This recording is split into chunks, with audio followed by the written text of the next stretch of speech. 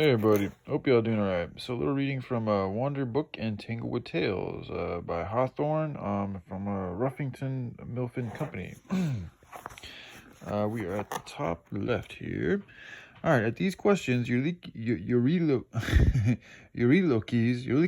sorry if I mispronounced that, burst into tears. Alas, he cried, I greatly fear that we shall never see one of their faces again.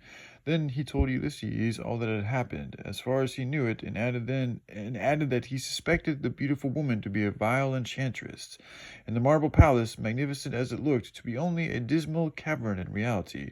As for his companions, he could not imagine what had become of them, unless they had been given to the swine to be devoured alive. At this intelligence, all the voyagers were greatly affrighted, but Ulysses lost no time in gritting out on his sword, and hanging his bow and quiver over his shoulders, and taking a spear in his right hand. When his followers saw their wise leader making these preparations, they inquired whither he was going, and earnestly besought him not to leave them.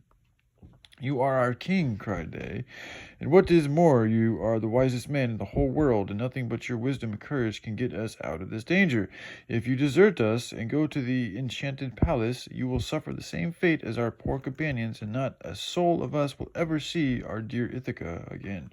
As I am your king, answered Ulysses, and wiser than any of you, it is therefore the more my duty to see what has befallen our comrades, and whether anything can yet be done to rescue them. Wait for me here until tomorrow. If I do not then return, you must hoist sail and endeavor to find your way to our native land. For my part, I am answerable for the fate of these poor mariners, who have stood by my side in battle and been so often drenched to the skin along with me by the same tempestuous surges. I will either bring them back with me or perish. Had his followers dared, they would have detained him by force, but King Ulysses frowned sternly on them and shook his spear and bade them stop him at their peril. Seeing him so determined, and they let him go and sat down on the sand, as disconsolate a set of people as could be, waiting and praying for his return. It happened to Ulysses, just as before, that when he had gone a few steps from the edge of the cliff, the purple bird came fluttering towards him, crying, "Beep, beep, beep," and using all the art it could to persuade him to go no further. Farther. What mean you, little bird? Cried Ulysses.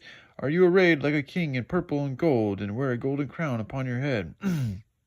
Is it because I too am king that you desire